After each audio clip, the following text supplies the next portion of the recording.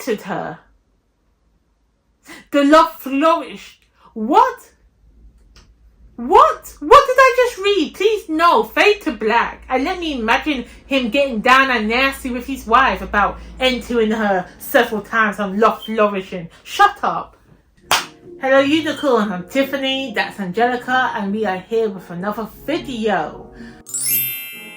So today I'm gonna be doing a chapter challenge. I want to go through 5 books that's available on Kindle Unlimited, and I'm just gonna try a chapter, see which one piques my interest the most, and the number 1 book, I'm gonna read it. Okay, so the books on my list is, the first book we have A Corruption of Gilded Ashes by Jessica Cage. This is a series, this is a book, it's a part of a 7-book series written by, I think, 7 different female black authors. So it's a part of a collection. Now, I saw this book first, so that's why I'm starting with this book. But if I like the writing in this book, or even if I don't like this book, I'm still going to try out the other 7 books in the series, because it's from different authors and it's about different worlds of different characters. Okay, but that's the first one we're going to read. The next book I'm going to try and read is I Am King by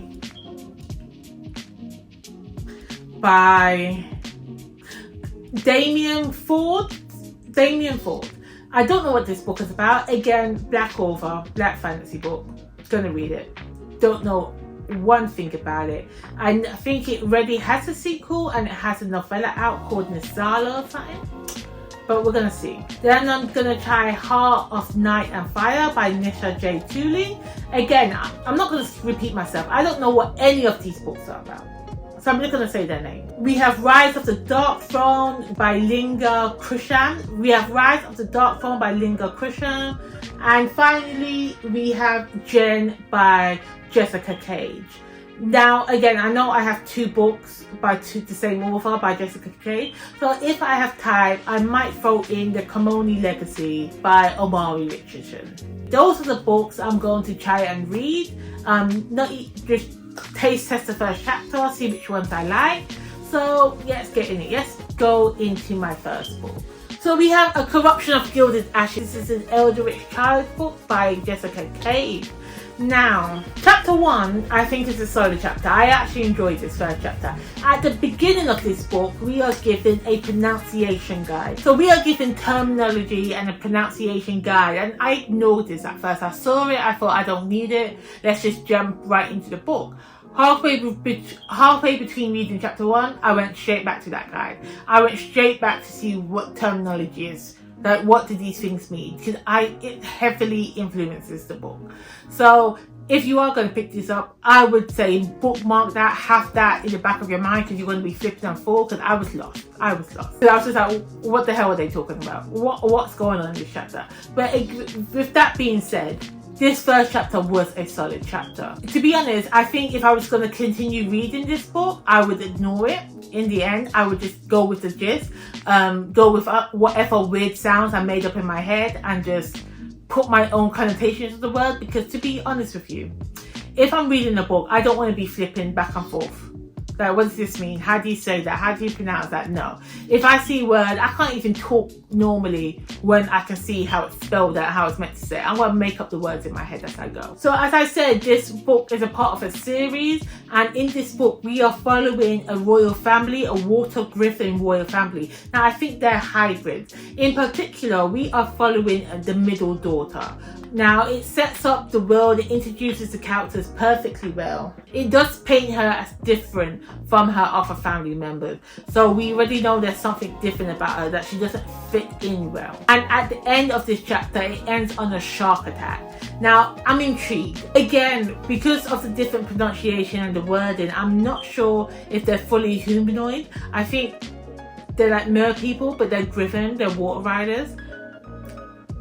I need to read more to get the gist of it, but I'm intrigued, and I want to know if my girl survives the shark attack that's happened. So the next book we're going to try is I Am King. Now, so I've just started reading I Am King, and I don't know, 5% in, I just found the language, not the language, the dialogue between the characters, it's a bit tedious. There's like no personality in the dialogue. It's just flat and monotone. It's like, I understand if it's a description and the narration, okay fine, it's third party.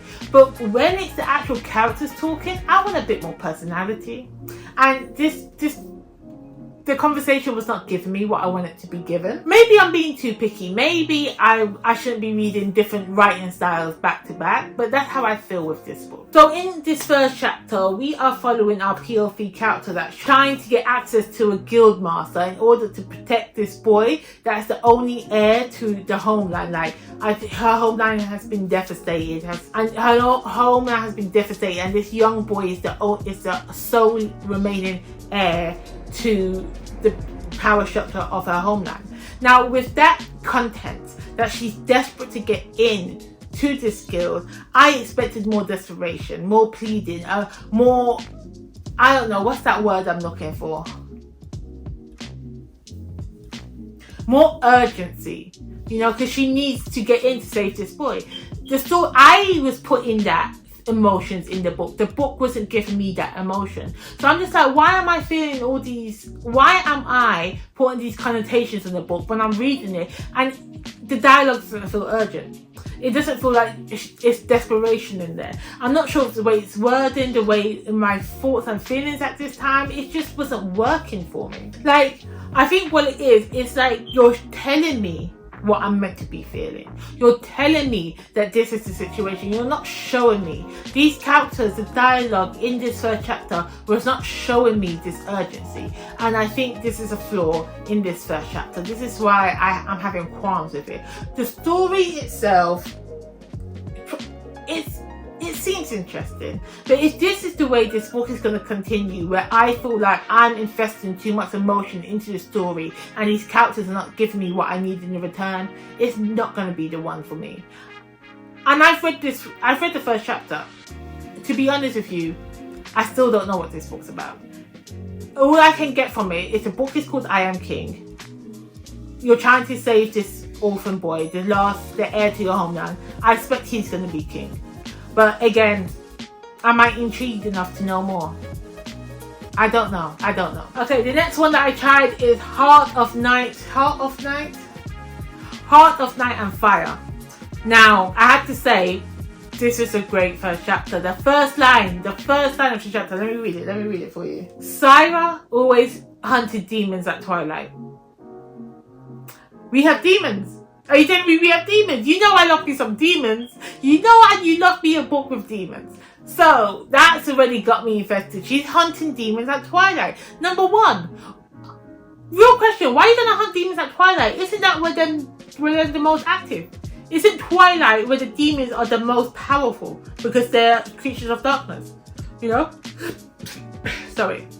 Like, I need to know more. And that's just the first line. So as we get deeper into the chapter, we realize that Syra, she's around 21 years old and she is in prison. She has been in prison for the majority of her life, and her prison is like a little strip of islands that she can't go, not islands, like a little section of like forest land, whatever. But she can't go out of that area. If she goes out, she gets like some magical barrier hits her and she passes out. Then the warden comes and picks her up. Now in this prison it's unique because there's only two people.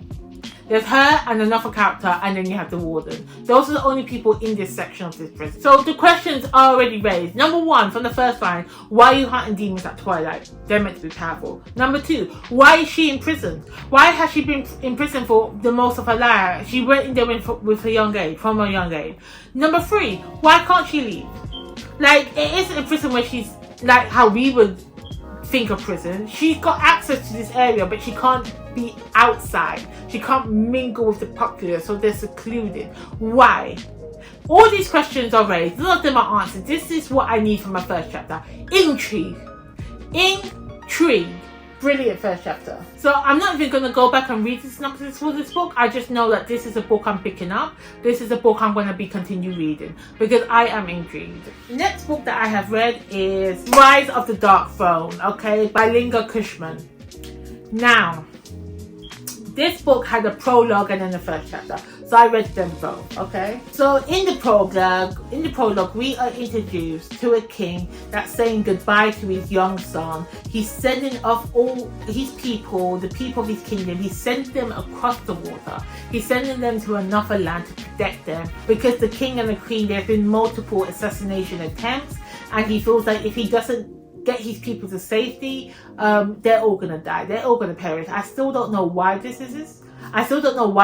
Why are people trying to kill this royal family? We don't know. Why does he not just send his son away, but he has to send his whole people away? We don't know. So that was the prologue, and then in chapter 1 we see this man, the young boy that was sent away. We see him on the island a couple years. He's all grown up now. He's on the island where the people fled to. He is a king. He has daughters. Now, in the first chapter, we see one of his daughters, I think it's the youngest daughter, she's getting married. And this is really different because he has an oldest daughter that's still unmarried. And everyone's just like, why isn't she getting married? That's not the way things are. The young daughter should wait and respect the oldest daughter until she gets married. But the dad is just like, you know what? We know they're in love. We know they're made for each other. Why we wait? Why they gonna wait for? So they're marrying off the youngest daughter. And so we do get a POV switch in the first chapter. So it starts off with the dad that was the little boy in the prologue, and you get the POV of the daughter who's getting married. And I think that was great. I do love me a multi-POV story. It just gives me more information about the world and different perspectives. I like that.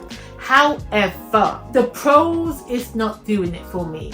The prose itself, it's too flowery, it's too poetic, it's too purple prosy. I mean, it's too purple prose for me.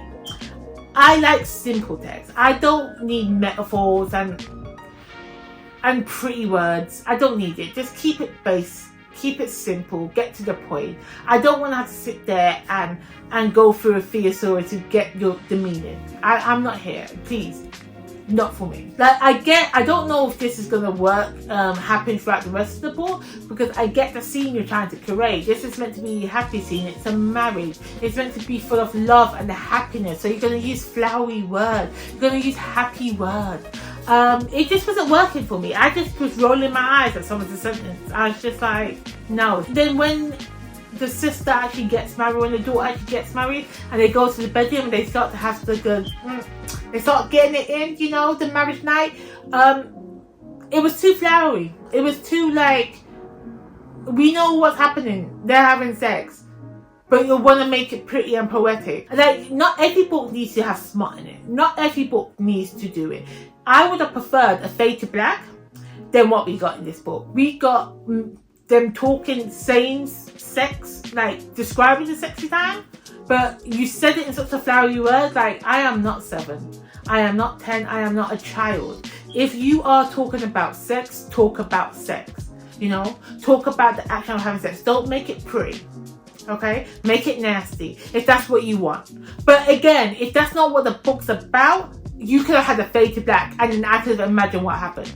Because it's not, if you don't want to make it a smutty book, have it a fade to black, because that wasn't the part of it. But the fact you put it in there, you made it so flowery, you made it so poetic. No, it wasn't for me. I didn't like it one. Let me give you an example of what she said. This is one line from their sexy time. He entered her several times, and their love flourished throughout the night. He entered her. The love flourished.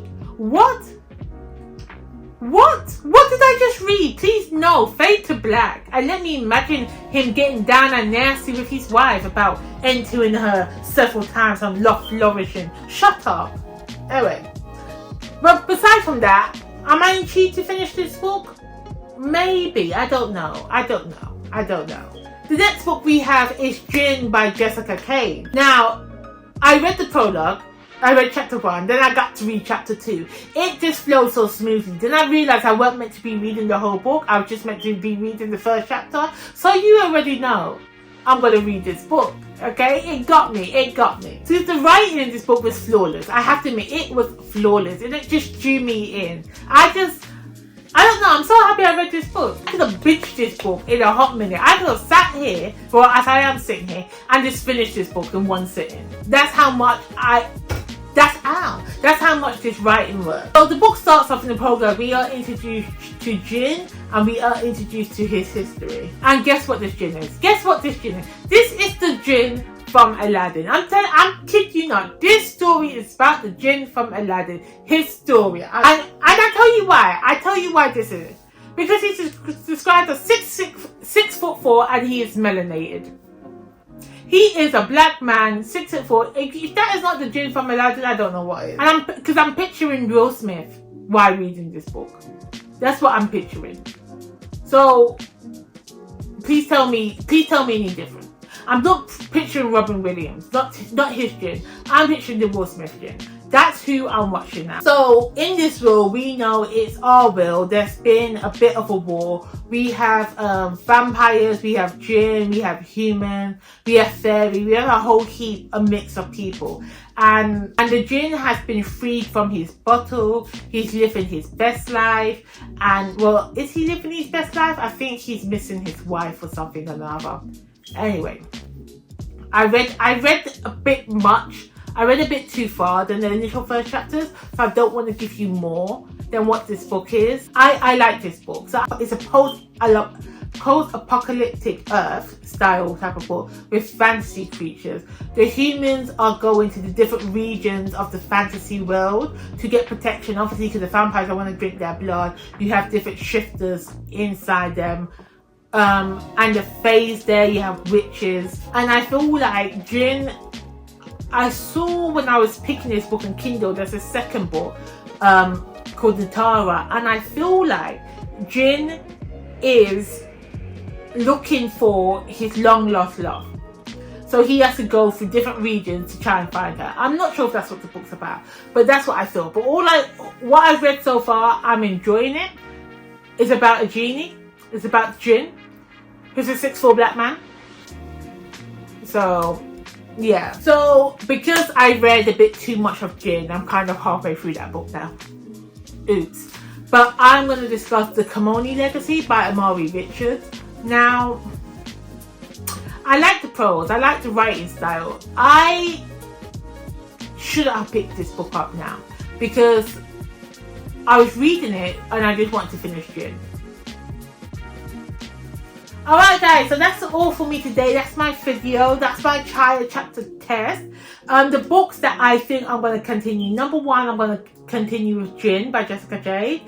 And then I'm going to finish the Eldritch Child's book because that was intriguing. And I do want to get to the other 7 books in the series. And after that, I may continue with Heart of Night and Fire because I was intrigued in those books.